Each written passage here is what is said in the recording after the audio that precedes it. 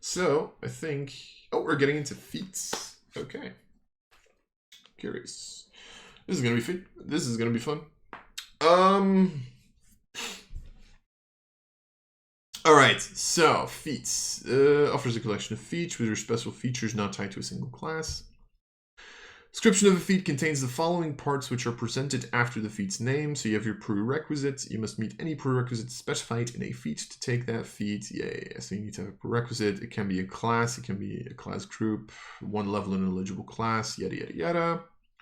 Benefit of the feat is then detailed. If you have a feat, you gain its benefits. And repeatable, a feat can only be taken once unless it contains a section allowing it to be taken more than once. Yep. So we all know about that. Bonus feats at 20th level. DM can use bonus feats as a form of advancements. Yeah, so pretty much every 30,000 XP you get an additional one. And at level 20, you always get an epic boon. Woohoo! Alright, feat descriptions. Here are descriptions of some feats that are available to characters using this playtest article. You can also select feats from the previous installments of Unearthed Arcana. Sure. Why did they put ability score improvement here again?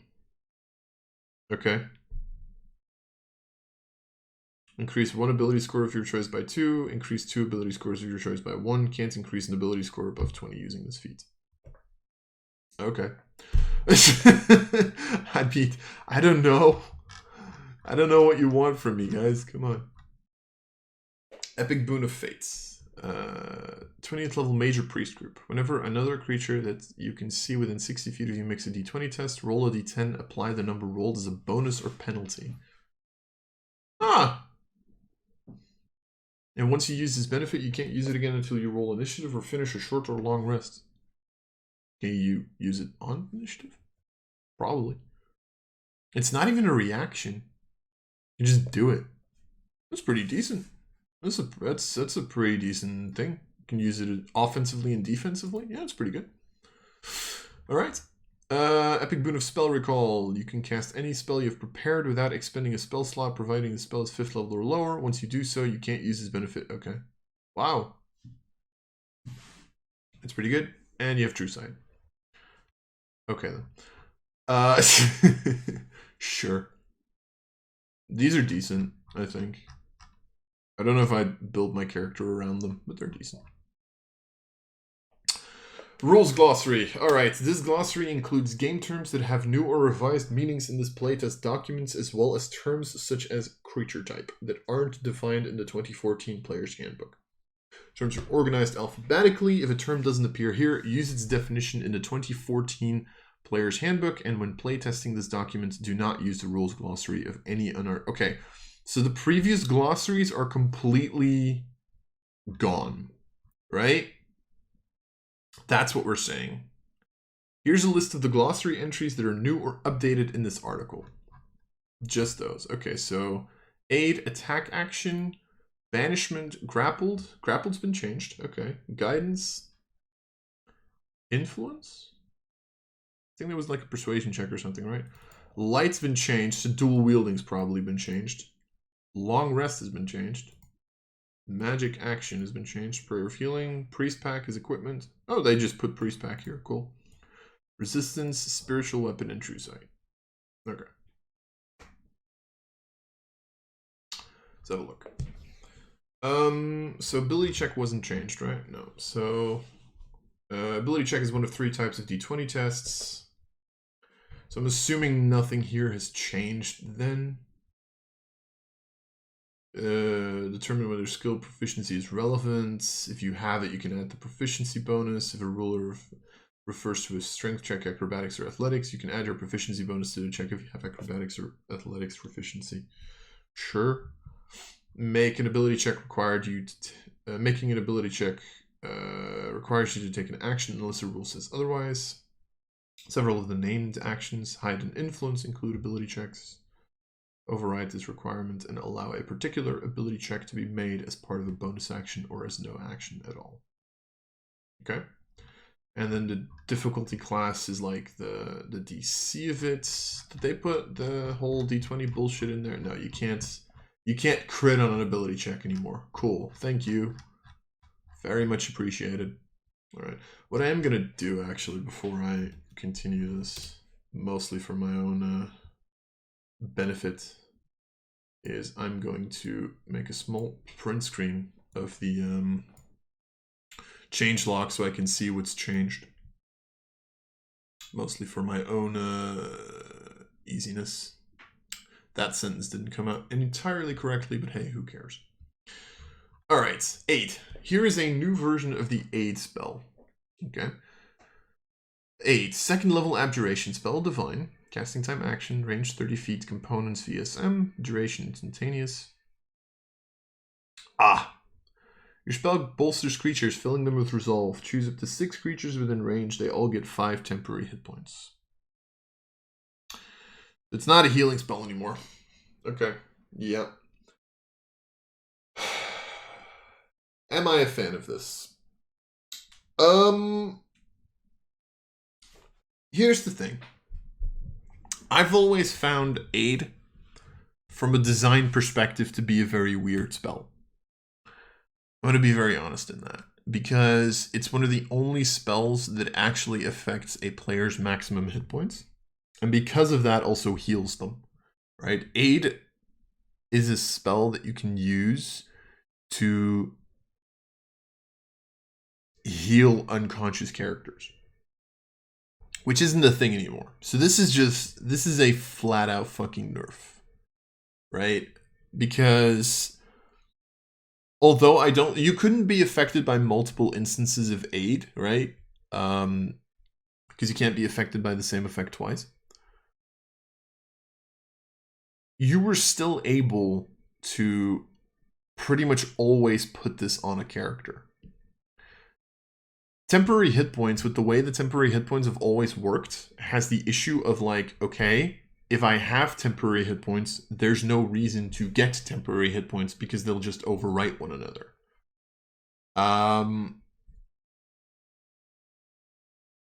So I think from a design perspective, it's not a bad idea to do this. I really do think so. I think because it makes a lot of the spells consistent. Do I like it? It's not bad.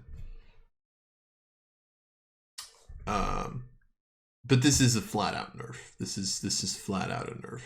This is a spell that you're only going to pick up if your party doesn't have a lot of ways to give or get temporary hit points, pretty much. Like, otherwise you're not picking this. Like, it's not bad, don't get me wrong. I do want to say this is not a bad spell, because now you're affecting 6 creatures, right? But you can't heal up unconscious characters anymore, and you can't really use it if you have characters that consistently give themselves temporary hit points. All right. Arcane spell. An arcane spell draws, so this doesn't really change. Draws on the ambient magic of the multiverse. Bards, sorcerers, warlocks, and wizards harness this magic. Yada yada yada. Yeah, if spells changed.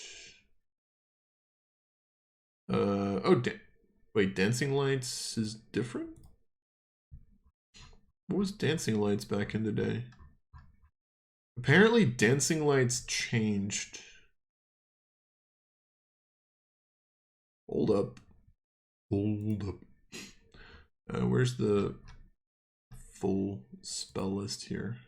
Dancing lights. Oh, it used to be evocation. Okay. It's illusion now. Okay, sure. Can live with this. Any others that got changed? Flaming spheres now evocation.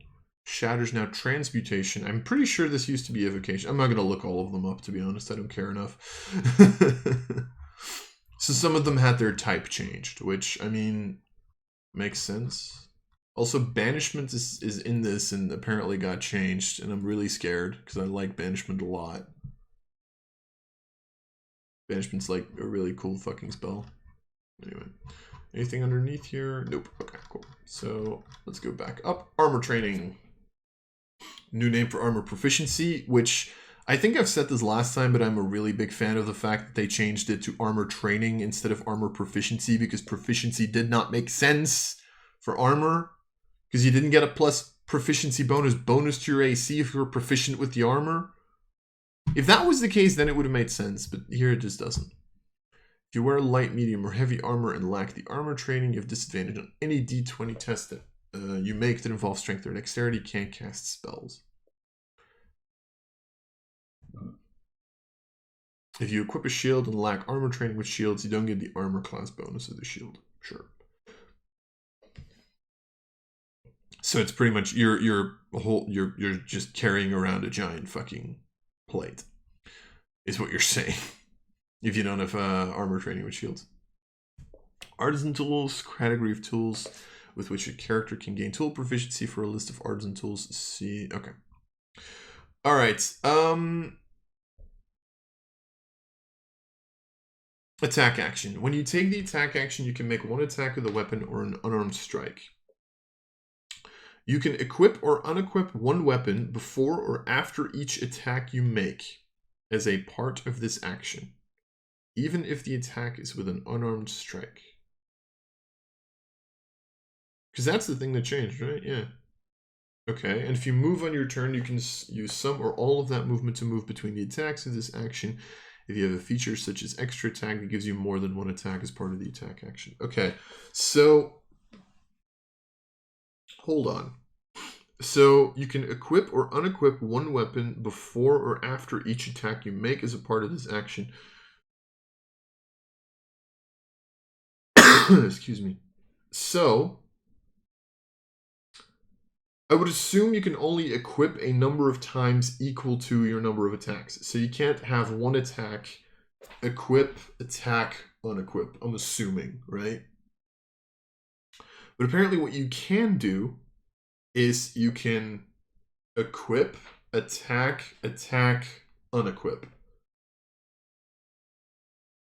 Which, that's a little funky. Because then technically what you can do, because that makes dual wielding really powerful, right? Because you can equip, attack, right? Unless they, but to be fair, they did change light. They changed the weapon property. So with the original version, that would be a thing. So maybe that's changed, but yeah. But then with extra attack, that means you can equip, attack, unequip. I find that a little funky. I will be honest. I don't know if I like this, but that's funky. Anyway. Attack rolls 1 of 3. Yeah, so this is pretty much just attack roll. All right. Banishment. Oh boy, here we go. Banishment. 4th level abjuration spell, Arcane Divine. Casting time action, range 30 feet. What? Wasn't banishment like way further back in the day? Oh god, oh god, oh god. Where is banishment? Oh boy, here, banishment. Used to be 60 feet. Oh boy. An item. Oh, I never noticed that the component of banishment is an item distasteful to the target. Concentration up to 1 minute, still the same. Okay. You attempt to send one creature that you can see within range to another plane of existence. The target must make a charisma saving throw or be transported to a harmless demi-plane for the duration. The target can willingly fail the save. Okay. While in the demi-plane, the target is incapacitated. At the end of each of its turns, the target can repeat the save, ending the same on itself. Oh. Aha! At the end of each of its turns, the target can repeat the save, ending the spell on itself on a success. Okay, I think that was not a thing. Yep. Okay. When the spell ends on the target, it reappears in the space it left or the nearest unoccupied space. If the spell lasts on the target for 1 minute and the target is an aberration, celestial, elemental, fey, or fiend, the target doesn't return. It is instead transported to a random location on a plane associated with its creature type. Huh!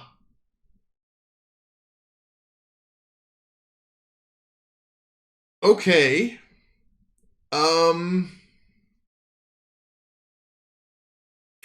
So.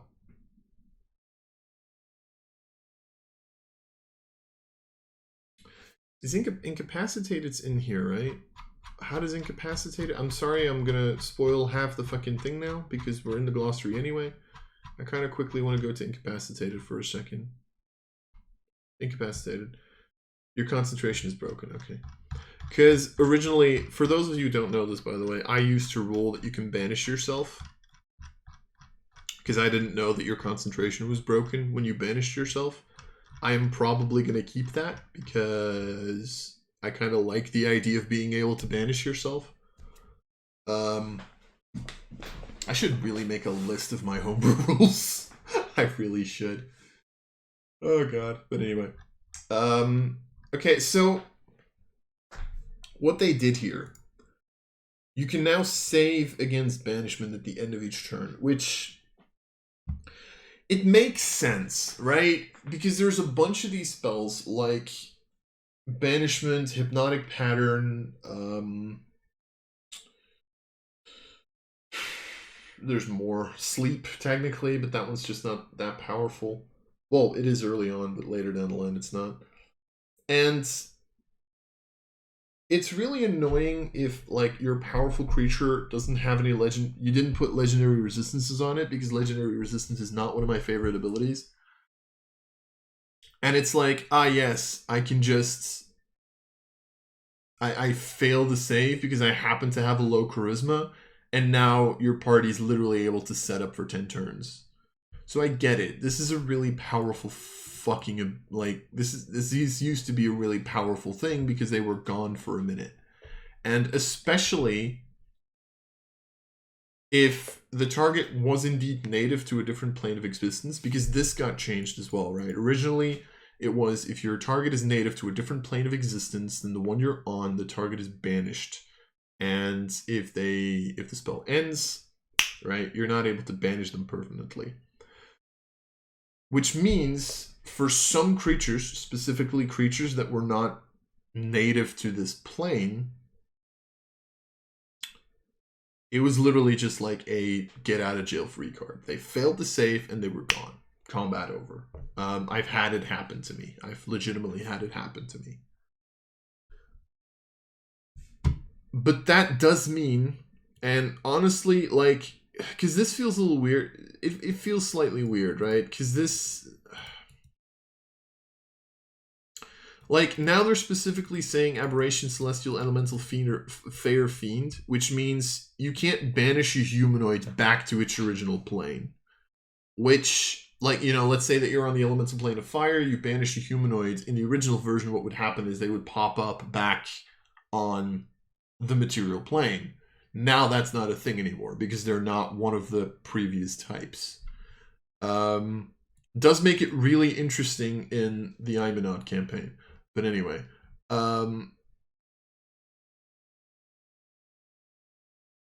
so, but then again, in addition to that, you'll also just have the fact that they can, like, they have to save 10 times. Like, what are the odds that a character gets banished and they fail the banishment save 10 times? Like, unless they do it willingly, right? If you want to, like, banish them back to their home plane and they willingly fail to save 10 times. Like, I don't know. Also, I'm going to be honest, the fact that this is in the spell now, the target can willingly fail to save, that technically means that creatures can't willingly fail their saves in the base rules, because otherwise you wouldn't put that here, which I'm still going to rule that as, like, you can always willingly fail a save, because I just think that makes sense. But yeah. This is weird. I don't know if I like this. I don't know if I like what they did with banishment. I get from it... Let me make this really clear. From a design perspective, this perfectly makes sense. Right? Because in combat for DMs, this is a really annoying spell because the moment they get banished, they don't come back. There's no, like, unless they have minions, right? But like the big BBG gets banished and then they take out the minions and it's like, bam, it's gone. But, you know, Suggestion has that as well. But like, you know, Suggestion has that as well. Hypnotic Pattern has that as well. They can be really annoying for a DM to deal with. This, but it kind of, you know, and then the fact that they specifically tie it down to this makes it easier for a DM to keep track of it, because let's say that you're a new DM and you use a fun little creature that you found in, well, not a new DM probably. Who like I hope as a new DM you're not running a campaign for a 7th level party as a new DM. But you're like using a fun little creature and your players just kind of like go banishment and it banishes the creature. Now you have to look up what is this thing's original plane. So from a design perspective, this makes sense. Be it that, I don't know, I don't know why I don't like it. I just don't. Maybe it's because banishment is like one of my personal favorite spells in the game. I don't know. It's a little weird. Anyway,